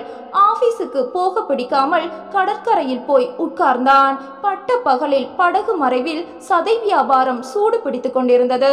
இவர்களுக்கு என்ன நிர்பந்தமோ? இங்கே யாரையும் யாரும் காப்பாற்ற முடியாது. பாதுகாப்புக்கு உத்தரவாதம் தரவும் முடியாது. பள்ளிக்கூடம் முடிந்து மாலை 4 மணிக்கே பூஜா வீட்டுக்கு வந்து விட்டாள். ட்ரெஸ்ஸை மாத்தி முகத்தை கழுவிட்டு வா, டிஃபன் பண்ணி தரேன். எனக்கு எதுவும் வேண்டாம். ஏண்டி, பசிக்கலையா? இல்ல. சரி, குடிக்க ஏதாவது கலந்து தரட்டுமா? இல்ல ஜூஸ் போட்டு தரட்டுமா? வேண்டான்னு சொல்றேன் இல்ல. ஏன் பூஜா எரிஞ்சு விழற? பூஜா பேசாமல் உடைமாற்ற அறைக்குள் நுழைய ரேவதி பின்தொடர்ந்து வந்தாள். இத பாரு பூஜா, நமக்குள்ள 1000 மோதல்கள் இருக்கலாம். இப்ப பாட்டி இருக்கும்போது அடக்கி வாசி, புரியுதா? எனக்கு பாட்டிய பிடிக்கல. என்ன பூஜா பேசுற? உனக்கு பிடிக்கலனா அதுக்காக பாட்டிய போக சொல்ல முடியுமா? அப்பாவோட அம்மா 1000 தான் இருந்தாலும் அவங்களுக்கு மரியாதை கொடுக்கணும், புரியுதா? அவங்க என்ன மதிக்கிறாங்களா? விட்ரி, வயசாச்சு, கண்டுக்க கூடாது. எல்லாரும் அவங்க பக்கம் தானே பேசுவீங்க. அப்படி இல்ல பூஜா, நீ தான் புரிஞ்சு அட்ஜஸ்ட் பண்ணி நடக்கணும். எதுக்கு? என்ன பூஜா எதிர்த்து பேசிட்டே இருக்க? என்ன, 2 பேரையும் ரொம்ப நேரமா காணல. பாட்டி குரல் கொடுக்க, நீ ட்ரெஸ் மாத்திட்டு வா, நான் போறேன். நம்ம சண்டை பாட்டியோட காதுகளை எட்ட வேண்டாம். ரேவதி வெளியே வந்தாள். என் தலைய அம்மாவும் பொண்ணுமா உள்ள போய் உருட்டுறீங்களா? படக்கன பாட்டி கேட்க ரேவதிக்கு பதில் நாக்கு நுனிவரை வந்து விட்டது. சரி, அடக்கி கொள்ள வேண்டும். நிலைமை சரியில்லை. மௌனமாக இருந்து விட்டாள். பூஜா அரை பேண்ட்டும் ஒரு டிஷர்ட்டும் போட்டுக்கொண்டு வெளியே வந்தது. உடம்பின் செழிப்பு நன்றாகவே தெரிந்தது. பாட்டி அதை நன்றாகவே பார்த்தாள். பூஜா, இப்படி வா. என்ன, நீ முன்னைய மாதிரி இல்ல, இப்ப பெரிய மனுஷி ஆயாச்சு. இந்த மாதிரி உடம்ப கவ்வி பிடிக்கிற ட்ரெஸ் எல்லாம் போடாத. தொட தெரியலாமா? இத்தனை இறுக்கமா ட்ரெஸ் பண்ணுனா நல்லா இருக்கா? எனக்கு பிடிச்சிருக்கு. என்னடி பதில் இது? ரேவதி, இப்படி வா. என்னத்த, பொண்ணை இப்படி வளர்த்து வச்சிருக்க? ட்ரெஸ் அசிங்கமா இருக்குன்னு சொன்னா எனக்கு பிடிச்சிருக்குன்னு சொல்றா. செவுட்டுல ஒண்ணு விட வேண்டாம். ஏன் பூஜா பாட்டிக்கிட்ட அப்படி பதில் சொன்ன? நான் இந்த ட்ரெஸ்ஸை வெளியில போடல, வீட்டுக்குள்ள போட்டா என்ன தப்பு? வேண்டாம், நம்ம வீட்டுக்கு வெளிநபர் வந்தா கஷ்டம். அது மட்டும் இல்ல, பொண்ணா பிறந்தா அடக்கம் வேணும். அப்பா கூட ஆம்பளை தான், அவனுக்கு முன்னால கண்ணியமா இருக்கணும். ரேவதி, ஆபீஸ்க்கு போய் நீ சம்பாதிச்சா மட்டும் போதாது, வயசு பொண்ணை பாதுகாக்கிறது ரொம்ப முக்கியம். பூஜா ஏதோ சொல்ல வாய் திறந்தாள். ரேவதி கஞ்சாடை காட்டினாள். பூஜா எரிச்சலுடன் உள்ளே போய்விட்டாள். ரேவதியை இழுத்து கொண்டு பாட்டி உள்ளே வர வெளியே வந்த பூஜா கடுப்பாகி சமையல் கட்டை நெருங்க, அத்தை, காலையில ஒரு வாட்டி பேசிட்டீங்க, இப்பவுமா அவ காதுல விழுந்தா இத்தனை காலம் நாங்க பட்ட கஷ்டமெல்லாம் வீணாகும். நானும் என் பிள்ளையும் அன்னைக்கே சொன்னப்ப நீ கேட்டியா? சொல்றேன்னு கோவப்படாத ரேவதி. இவளால உனக்கு இனி நேர போறது அவமானம்தான். என் பிள்ளைக்கு நிம்மதி போக போகுது. இது வேணுமா உங்க 2 பேருக்கும்? பூஜா விலகி வெளியே வந்தாள். முகம் சுருங்கி விட்டது. தன் அறைக்குள் நுழைய அழுகை பீரிட்டது. தாழ முடியாமல் வெடித்து அழுதாள். இது ரேவதிக்கு தெரியாது. இரவு 8 மணிக்கு சங்கர் வந்தான். உடை மாற்றி முகம் கழுவி கொண்டான். ரேவதி, பூஜா எங்க? அவ ரூம்ல படிச்சுட்டு இருப்பா. இல்லையே, விளக்கு எரியலையே. அடக்கடவுளே, சமையல் கட்டுல இருந்த காரணமா நாங்க போகவே இல்லை. தூங்குறாளா? 1 வாரம் கூட இல்லையே பரீட்சைக்கு. என்ன இந்த பொண்ணு இப்படி இருக்கா? சரி விடு, நான் பாத்துக்கிறேன். என்னங்க, இப்படி வாங்க. என்ன? உங்க அம்மா வாயை வச்சுக்கிட்டு சும்மா இல்லாம பூஜாவை குத்தி குதறிட்டே இருக்காங்க. அவளுக்கு சுத்தமா பிடிக்கல. இப்பவே மூட் அவுட். சரி ரேவதி, அம்மாவை மாத்த முடியாது. நான் பூஜா கிட்ட பேசுறேன். உள்ளே வந்தான். விளக்கை போட்டான். பூஜா சுருண்டு படுத்திருந்தாள். அம்மாடி, என்னடா இந்த நேரத்துல தூங்கலாமா? படிக்க வேண்டாமா? பூஜா எழுந்து உட்கார்ந்தாள். முகம் சிவந்திருந்தது. அழுதியா பூஜா? பதிலே இல்லை. பாட்டி ஏதாவது பேசுவாங்க, அதை நாம பொருட்படுத்த கூடாது. நான் ஒன்னு கேட்பேன், செய்வீங்களாப்பா? கேளுமா. எனக்கு என்ன பெத்த அம்மாவை பார்க்கணும், கூட்டிட்டு போவீங்களா? சங்கருக்கு காலடி நிலம் நழுவியது. கண்கள் இருட்டி கொண்டு வந்தது. பூஜா, நீ என்ன பேசுற? அப்பா, இனிமே நீங்க எதையும் மறைக்க வேண்டாம். நீங்க எனக்கு அப்பா அம்மா இல்ல, நான் உங்களுக்கு தத்தெடுத்த குழந்தைன்னு தெரிஞ்சு போச்சு. எனக்கு எங்க அம்மாவை பார்க்கணும். சங்கருக்கு உடம்பு முழுக்க நெருப்பு பற்றி கொண்டு எரிய ரேவதி கூச்சலிட்டான். அந்த அலறலில் ரேவதி தலை தெறிக்க ஓடி வந்தாள். அம்மாவும் வந்து விட்டாள். ரேவதி, உள்ளவா. என்னங்க? என்னடா ஆச்சு? அம்மா, நீ கொஞ்சம் வெளியில இரு, நாங்க 3 பேரும் பேசணும், அப்புறமா உனக்கு சொல்றேன். அம்மா முகம் மாறியது. ரேவதி வர கதவை சாத்தினான் சங்கர். ரேவதி, பூஜா என்ன கேக்குறா தெரியுமா?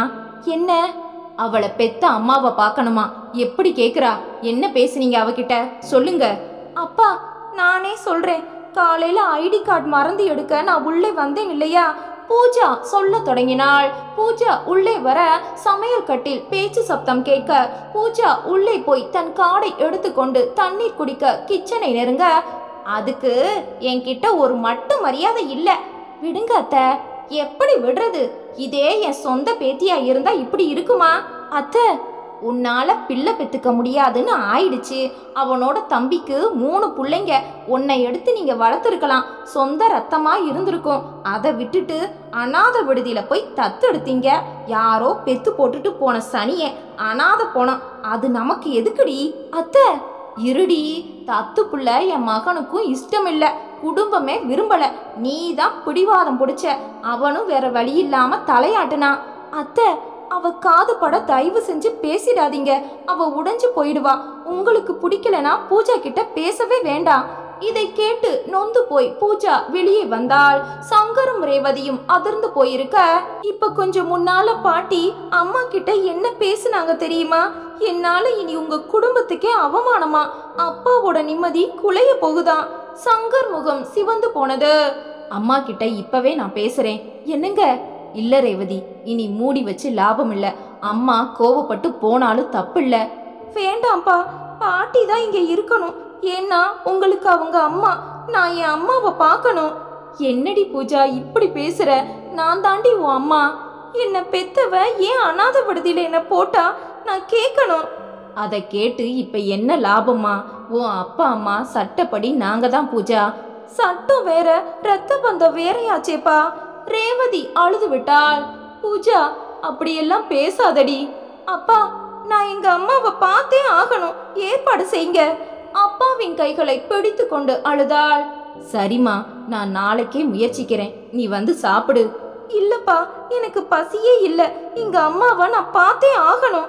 இருவரும் வெளியே வந்தார்கள். பூஜா வரவில்லை. என்னடா சங்கர், என்ன பிரச்சனை? சங்கர் நெருங்கினான். வந்தது வீட்டுக்குள்ள வெடி வச்சிட்டியேமா. என்னடா பேசுற நீ? ரேவதி கிட்ட நீ பேசினத பூஜா கேட்டுட்டா.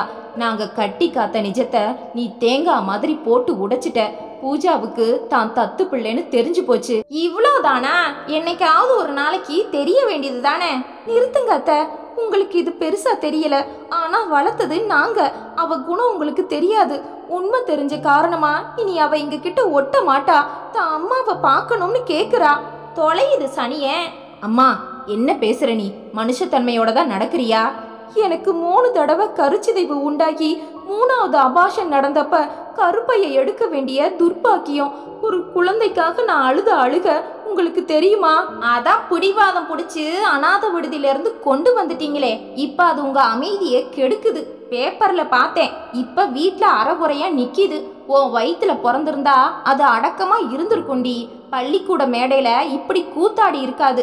எவ்வளோ கேடு கெட்டவ பெத்து போட்டுட்டு தான் கேவலப்படக்கூடாதுன்னு ஓடிட்டா. அவளுக்கே கெடுத்தவ யாருன்னு தெரிஞ்சிருக்காது. வேலி தாண்ட வரத்தம் உடம்புல ஓடுனா கூச்சம் எங்க இருந்து வரும்? அம்மா, நீ நாளைக்கே கிளம்பு. நீ இந்த வீட்டை இருந்தா எங்களுக்கு பைத்தியம்தான் பிடிக்கும். போறேன்டா, முதியோர் இல்லத்துல சேர்த்து விட்டுடு. பெத்த தாய விரட்டி அடிச்சிட்டு அநாத சனியனை தலையில தூக்கி வச்சுக்கங்க. நான் போறேன். பாட்டி பேசுவது அத்தனையும் உள்ளே இருந்த பூஜாவின் காதிலும் விழுந்தது. பாட்டி முனங்களும் அழுகையுமாக பூஜை அறைக்குள் போய் உட்கார. வந்து ஒரே நாள்ல குடும்பத்தையே அம்மா உடைச்சாச்சு. என் நிம்மதியே போச்சு. என்ன பாவம் செஞ்சேனா? தலையில் அடித்து கொண்டான் சங்கர். ரேவதி நொந்து போயிருந்தாள். தான் தாயாகும் பாக்கியம் இல்லை என்று நொந்து போய் வாழ்க்கையை வெறுத்து போன கட்டத்தில் தான் இந்த முடிவெடுத்தாள். வெளியில இருந்து எடுத்தா ஒட்டுமா ரேவதி? வேற வழி இல்லைங்க. சரி, அத உறவுல எடுத்தா? வேண்டாங்க, வளரும்போது எங்க குழந்தைன்னு வந்து நிப்பாங்க. 2 பக்கமும் தர்ம சங்கடம். வெளியில இருந்து எடுத்துட்டா யாரும் உரிமை கொண்டாட வரமாட்டாங்க இல்லையா? அனாதை விடுதிகளை முற்றுகையிட்டு தேடி பிடித்து அழகு சொட்டும் பூஜாவை 2 வயதில் இருந்த போது எடுத்தார்கள். அதற்கு நிறைய செலவழித்து கோர்ட்டுக்கு அலைந்து சட்ட சிக்கல்கள் எதுவும் இல்லாமல் முறையாகத்தான் வீட்டுக்கு கொண்டு வந்தார்கள். ஆனால் அவளே விவரம் தெரிந்து விபரீதமாக கேட்பாள் என நினைக்கவில்லை. பாட்டி சொன்ன ஒன்று மட்டும் உறுத்தி கொண்டே இருந்தது ரேவதியை. வேலி தாண்டின வரத்தம் உடம்புல ஓடுனா கூச்சம் எங்க இருந்து வரும்? கேள்வி கடுமைதான். பழுக்க காய்ச்சிய இரும்பை உடம்பில் இழுத்த வழிதான். ஆனால் உள்ளே புதைந்து கிடப்பது நிஜமா? காலை எழுந்ததுமே சங்கர் ரேவதியிடம் வந்தான். ரேவதி, புறப்படு, ஆர்பனேஜ் போயிட்டு வந்துடலாம். பூஜா, ட்ரெஸ் மாத்திட்டு வா. சரி. பாத்தீங்களா, வாய்க்கு வாய் அம்மா அம்மான்னு கூப்பிடுறவ இது தெரிஞ்ச பின்னால ஒரு தடவை கூட அம்மான்னு சொல்லவே இல்லை. அவ சுபாவம் அது. இனி ஒட்டவே மாட்டா. விடு ரேவதி, காப்பகத்துக்கு போயிட்டு வந்தா ஒரு தெளிவு வரும். மூவரும் புறப்பட்டு விட்டார்கள். ரேவதி, இங்க வா. என்னத்த? ரேவதி தனியாக வந்தாள். இது யாரு பெத்ததோ, தொலைச்சு தலைமுழுகிட்டு வந்துடுங்க, நமக்கு வேண்டாம். ரேவதி கடுப்பானாள். அம்மா, முதியோர் இல்லம் எங்க இருக்குன்னு விசாரிச்சுட்டு வர்றேன், நீ தயாராயிரு. அம்மாவுக்கு திக்கென்றது. ஒரு வீம்புக்கு பேசியாகிவிட்டது. நிஜமாகவே அது நடந்து விட்டால்? மூவரும் ஒரு ஆட்டோ பிடித்து பயணித்தார்கள். தாயின் ஏக்கத்தில் பூஜா பேசவே இல்லை. அரை மணி நேர பயணத்தில் அனாதை விடுதியை அடைந்து விட்டார்கள். அதன் நிர்வாகியை போய் பார்த்தார்கள். அங்கிருந்து குழந்தையை எடுத்ததற்கான ஆதாரங்கள், சான்றிதழ்கள் சகலமும் சங்கர் கையில் இருந்தது. நிர்வாகியிடம் சங்கர் விவரமாக பேசினான். இங்கிருந்து தான் எடுத்தோம். உண்மை தெரிஞ்ச காரணமா தன்னை பெத்தவளை பார்க்க பூஜா துடிக்கிறா. நிர்வாகி நாளிதழை பார்த்தார். ஆதி படத்துல நடிக்க போறது நீதானா? இன்னும் முடிவாகலைங்க. இத பாருமா, உன்னை பச்சை குழந்தையா, அதாவது பிறந்த 2வது நாள் இந்த அனாதை இல்ல வாசல்ல கொண்டு வந்து போட்டுட்டு போயிருக்கா உன் அம்மா. இங்க பல குழந்தைகள் அப்படித்தான் வந்திருக்கு. அதனால உன் அம்மா யாருன்னு எங்களுக்கும் தெரியாது. கண்டுபிடிக்கவே முடியாதா? எப்படிமா முடியும்? நீ வேண்டாம்னு உன்னை பச்சை மண்ணா இருக்கும்போது தூக்கி போட்டுட்டு போனவ உன் தாய். அவளை தாயினே சொல்லக்கூடாது. அந்த சொல் புனிதம். அதை களங்கப்படுத்தினவ அவ. இவங்க உன்னை தத்தெடுத்து ராணி மாதிரி வச்சிருக்காங்க. இவங்களை விட அவ உனக்கு உசத்தி ஆயிட்டாளா? இல்லைங்க, நான் அப்படி சொல்லல. அம்மா யாருன்னு பார்க்க எனக்கு ஆசை. இருந்தா காட்டுவோம், தெரிஞ்சா சொல்லுவோம். பூஜாவுக்கு தடுமாற்றமாகிவிட்டது. மூவரும் வெளியே வந்தார்கள். நிர்வாகியுடன் ஒரு ஆயாவும் இருந்தாள், வயதானவள். பூஜா, இதுக்குத்தான் நீயும் வந்தது நல்லதா போச்சு. இதையே நாங்க சொன்னா நீ நம்ப மாட்ட. இப்போ உன் காதால நீ கேட்டுட்ட இல்ல, போகலாமா? அப்படின்னா எங்க அம்மாவை நான் பார்க்கவே முடியாதா? ரேவதி திரும்பினாள். பூஜா, என்ன அம்மான்னு கூப்பிடுறதையே நீ நிறுத்தியாச்சு. இன்னைக்கு கௌரவமா சலுகையோட ஒரு மகாராணி மாதிரி நீ வாழ்ந்துட்டு வர. ஆனா உன்னை தூக்கி போட்டுட்டு போன ஒருத்திய பார்க்க நீ துடிக்கிற. அதையே கேட்டு எங்களை நோகடிக்கிற. அப்பா, நான் யாரையும் நோகடிக்கல. பெத்த தாய் யாருன்னு தெரிஞ்சுக்க ஒரு பொண்ணு ஆசைப்பட்டா அது தப்பா? தப்புன்னு நான் சொல்லலம்மா. இதை புரிஞ்சுக்கிற புத்தி உனக்கு உண்டு. நாங்க எதையும் ஒழிக்கல. இங்க உன்னை கூட்டிட்டு வந்தாச்சு. அம்மாடி, பெத்த பிள்ளைய களங்கமா நினைச்சு அநாத விடுதி வாசல்ல போட்டுட்டு போற ஒருத்தி எப்படிப்பட்டவளா இருப்பா? இப்பவும் நீ எங்க மகள் தான். கௌரவமான வாழ்க்கை கிடைக்கிறது பெரிய அதிர்ஷ்டம் பூஜா. அது உனக்கு கிடைச்சிருக்கு. கிடைச்சத நழுவ விட்டுறாத. சங்கர் வேகமாக நடக்க பூஜா மெல்ல பின்தொடர்ந்தாள். ஆட்டோவில் ஏற அது புறப்பட்டது. மாலை 6 மணிக்கு மேல் கதை விவாதத்துக்கு ஒரு குழு உட்கார்ந்திருந்தது. அவர்களை பேசவிட்ட ஆதித்யா மெல்ல மது அருந்த தொடங்கினான். உதவி இயக்குனர் அருகில் வந்தார். சார், நடிக்க வாய்ப்பு கேட்டு உங்களை பார்க்க ஆண்களும் பெண்களும் வந்திருக்காங்க. வேண்டாம், நீங்களே பார்த்து அனுப்பிடுங்க. எனக்கு மனசு சரியில்லை. அந்த உதவி இயக்குனர் மெல்ல வெளியே வந்தார். அடுத்த 2 உதவியாளர்கள் ஒன்று சேர்ந்தார்கள். என்னாச்சு? டைரக்டர் மூட்ல இல்லப்பா. இன்னைக்கு பௌர்ணமி, நமக்கு தான் தெரியுமே. பௌர்ணமி நாள்ல மூட் அவுட் ஆயிருவாரு. அளவுக்கு மீறி குடிப்பாரு. மனநோயாளி மாதிரி நடந்து பாரே. ஏன்? அதான்ப்பா தெரியல. அவர் சொல்ல மாட்டாரு. சரி விடு. கதாநாயகி என்னாச்சு? டைரக்டர் மனசுல பதிஞ்சு போச்சு. அவளை விட மாட்டாரு. வாலிப்பா வேற இருக்காளே. 11 வயசு தாண்டா ஆச்சு. சரிப்பா, நிச்சயமா அது பெரிய கதாநாயகி ஆயிடுமே. கோடிகள்ல புரள போகுது. நம்ம ஆளு விட்டு வைப்பாரா என்ன? சரிடா, உச்சிக்கு வரணும்னா உப்புக்குத்தானே வேணும். டைரக்டர் வர்றாரு, களைஞ்சிடுங்க. குடித்திருந்தாலும் ஆதித்யா நிதானம் தவறவில்லை. கண்களை மூடிக்கொண்டான். அந்த குரல் காதுக்குள் ஆவேசமாக ஒலித்தது. பாவி, ஒரு கர்ப்பிணி பெண்ணை குடிவெறியில அடிச்சு உதைக்கிறியா? நீ நல்லா இருப்பியா? நான் சுமக்கிறது உன் குழந்தைய. நடிக்க வாய்ப்பு கேட்டு வந்த என்ன கெடுத்துட்ட. சினிமால உச்சிக்கு வருவோம்னு நானும் உனக்கு இணங்குனேன். பல முறை என்ன அனுபவிச்சுட்டு இப்ப நியாயம் கேட்க வந்தப்ப அடிச்சு உதைக்கிறியா? நீ எத்தனை பெரிய மனுஷன் ஆனாலும் உன் வாழ்க்கையில நிம்மதியே இருக்காது. அவளது கதறலும் சாபமும் ஒலித்த அந்த நாள் ஒரு பௌர்ணமி. அவளை சந்தித்தது ஒரு பௌர்ணமி. அவளை அனுபவித்த நாட்கள் எல்லாமே வளர்ப்பிறை. அவள் சாபமிட்டு வெளியேறியதும் ஒரு பௌர்ணமி நாள். 2 மாதம் கழித்து கடைசியாக அவள் சந்திக்க வந்ததும் ஒரு பௌர்ணமியில்தான். இத பார், நீ பெரிய டைரக்டர். ஆனா உன் குழந்தை அன்னை தெரசா அனாத இல்லத்துல. இந்த உண்மை இப்ப கசக்கும், ஆனா ஒரு நாள் இது சுடும். சொல்லிவிட்டு போய்விட்டாள். ஆதித்யா விசுக்கன கலைந்தான். அந்த விடுதியில் தான் என் குழந்தை வளர்ந்திருக்கிறது. இப்போதும் இருக்குமா? என் குழந்தை ஆனா பெண்ணா என்று தெரியாது. அந்த நளினி இப்போது எங்கே எப்படி இருக்காளோ? எதை சொல்லி நான் கேட்பது? அப்படி உண்மை பேசினால் என் மரியாதை நிலைக்காதே. இன்றைக்கு உள்ள சூழ்நிலையில் இது மீடியாவுக்கு தெரிந்தால் என் இமேஜ் உடைப்படும். வேண்டாம். ஆதிக்கு உறக்கம் வரவில்லை. பெரிய மாளிகை போன்ற வீடு. வீடு முழுக்க வேலைக்காரர்கள். ஆனால் உறவுன்னு சொல்லிக்கொள்ள ஒரு மனைவியோ குழந்தையோ இல்லை. என்ன வாழ்க்கை இது? ஆடி தீர்த்தாகிவிட்டது. ஆட்டம் இன்னமும் தொடர்கிறது. ஆனால் குடும்பம் என்ற ஒன்று ஏனோ அமையாமலே போய்விட்டது. என் குழந்தை எங்கோ வளர்கிறது. காலை 9க்கு எழுந்து குளித்து தயாராக மூத்த உதவியாளர் பெருமாள் வந்துவிட்டார். அவர் ஆதித்யாவை பற்றி முழுவதுமாக தெரிந்தவர். பெருமாள், கொஞ்சம் மனசு விட்டு பேசணும். சொல்லுங்கண்ணே. நளினின்னு ஒரு பெண் என்னால கர்ப்பமாகி அவளை போதையில நான் அடிச்சு காயப்படுத்த சாப விட்டுட்டு போனாலே. என் குழந்தைய அவ பெத்து அன்னை தெரசா அநாத விடுதியில விட்டா. அது இப்பவும் அங்கதான் இருக்கா? அங்க எனக்கு தெரிஞ்ச தனம்னு ஒரு ஆயா இருக்குன்னே. அதுக்கு நிச்சயமா தெரியும். அந்த தனத்தை உடனே கூட்டிட்டு வா, நான் பார்க்கணும். அண்ணே, இப்போ உச்சியில இருக்கும்போது இதெல்லாம் வேணுமா? பணம், பேரு, புகழ் ஒரு பக்கம் இருக்கட்டும் பெருமாள். இப்ப என் குழந்தைய பத்தி நான் தெரிஞ்சுக்கணும். சரிண்ணே, நான் பார்த்து கூட்டிட்டு வரேன். பெருமாள் புறப்பட்டார். அதே நேரம் பூஜா பள்ளிக்கூடத்துக்கு புறப்படும் மனநிலையில் இல்லை. ரேவதி அருகே வந்தாள். நீ ஸ்கூலுக்கு போகலையா? எனக்கு பிடிக்கல. என்னடி பேசுற? 4 நாள்ல முழு பரீட்சை, நீ படிக்கவும் இல்ல, இப்ப போக மாட்டேன்னா என்ன அர்த்தம்? படிக்கிற மனசு எனக்கு இல்ல, அம்மாவை பார்க்க முடியல, எனக்கு எதுவுமே பிடிக்கல. ரேவதி பொறுமையை இழந்தாள். நாங்க என்னடி பண்ணுவோம்? உன்னை தூக்கி போட்டுட்டு போனவளை தேடியும் பார்த்தாச்சு, கிடைக்கல. எங்களை நீ சித்திரவதை பண்றியா? சங்கர் உள்ளே வந்தான். பூஜா, எங்களை என்ன செய்ய சொல்ற? இத பாருங்க, இதுக்கு மேலேயும் எனக்கு பொறுமை இல்லைங்க. அவ இஷ்டப்படி நடக்கட்டும். பாட்டி உள்ளே வந்தாள். இத பாருடா சங்கர், எங்க இருந்து எடுத்தீங்களோ அங்கேயே கொண்டு போய் விட்டுருங்க. பூஜா படக்கன எழுந்தாள். பாட்டி, அனாதை விடுதிக்கு போற அவசியம் இனி எனக்கு இல்ல. டைரக்டரை போய் பார்த்தா நான் கோடீஸ்வரி.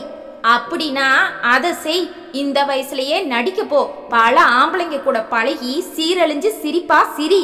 இத பாருடா சங்கர், இந்த சனியனை வீட்டுல வச்சிருந்தா உனக்கு மிஞ்ச போறது அவமானம்தான். தொலைச்சு தலை முழுகு. சொல்றத கேளுடா.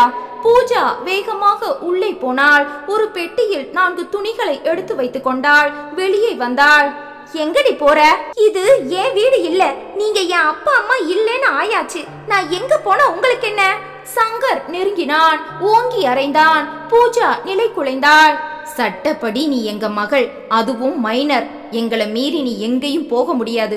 உனக்கு என்ன செய்யணும்னு எனக்கு தெரியும். உள்ள போ. குரலை உயர்த்த பூஜா மிரண்டு போனாள். என்னங்க ரேவதி, இந்த பிரச்சனைக்கு ஒரு முடிவு கட்டுற வரைக்கும் லீவு போடு. இது வாழ்க்கை பிரச்சனை. அம்மா, நீ ஏதாவது இனி பேசினா நான் மனுஷனா இருக்க மாட்டேன். ரேவதி, பூஜாவை கிட்ட இருந்து பாத்துக்கோ. சங்கர் வேகமாக வெளியேறினான். அதே நேரம் அந்த ஆயாவை பெருமாள் அழைத்து வந்து விட்டார். அவள் பயத்துடன் நின்றாள். ஆதி அறையை விட்டு வெளியே வந்தான். உனக்கு நளினிய தெரியுமா? ஒரு இடைவெளி தந்து, தெரியுங்க. அந்த நளினி குழந்தைய அனாதை விடுதியில விடும்போது உனக்கு தெரியுமா? தெரியும். அவ குழந்தைய போட்டது அனாதை விடுதி வாசல்ல தான். ஆனா என்கிட்ட சொல்லிட்டு தான் போனா. என்ன குழந்தை? பெண் குழந்தை. அது இப்பவும் அனாதை இல்லத்துல தான் இருக்கா?